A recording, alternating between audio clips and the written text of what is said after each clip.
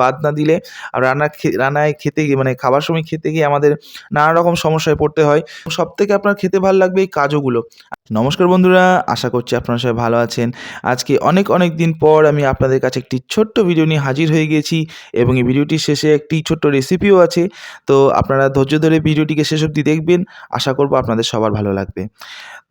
মাছ আড়তে বা মাছ বাজারে কিভাবে মাছগুলিকে কেটে রান্নার জন্য প্রস্তুত করা হয়, সেই ব্যাপারেই কিছু দৃশ্য আমি আপনাদের সামনে তুলে ধরার চেষ্টা করেছি। তো ভিডিওটি শেষ অবধি দেখতে থাকুন। তো এখানে দেখতে পাবেন আপনারা কিছু গলদা চিংড়ি আমরা দেখতে পাচ্ছি এবং সেখানে ২ দাদা মিলে সেই গলদা চিংড়ির মধ্যে স্টিকগুলি ভালোভাবে সেট করছেন, যাতে রান্নার সময় চিংড়িগুলো যেন গোল বা গুটিয়ে না যায়।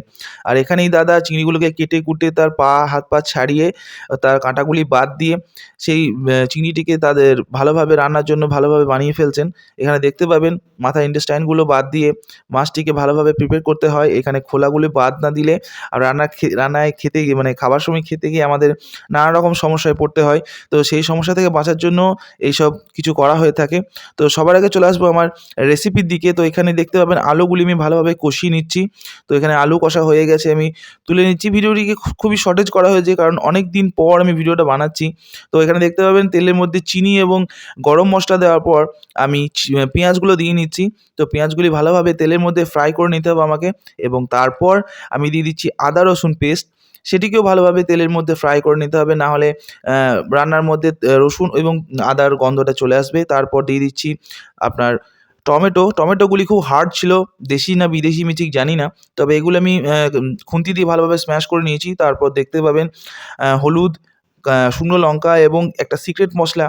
তারপর দিয়েছি আমি কসুরি মেথি এবং সেটিকে ভালোভাবে তেলের মধ্যে মশলার মধ্যে ফ্রাই করার পর যে ম্যারিনেটেড চিকেনগুলি ছিল সেগুলিকে ভালোভাবে দিয়ে হালকা একটু কষিয়ে জল দেওয়ার পর, মানে একটু লেগে যাচ্ছিল, তো ওই জন্য একটু জল দিয়ে ভালোভাবে একটু খুন্তিতে যেন ভালোভাবে নড়াচড়া করানোর জন্য একটু জল দেওয়া হয়েছে।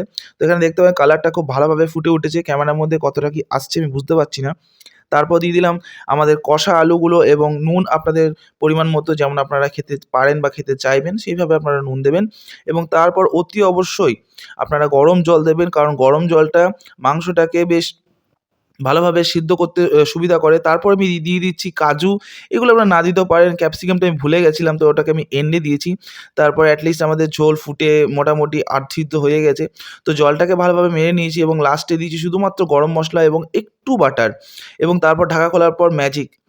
দেখতে পাচ্ছেন এখানে কালারটা খুব যথেষ্ট সুন্দর এসছে। আমার তো খুব ভালো লাগছে।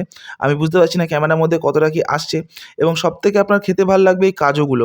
আমি খেয়ে দেখেছি, কিন্তু সেই ভিডিওটি আমার বানানো সম্ভব হয়নি, কারণ সময় অনেকটা শর্টেজ ছিল।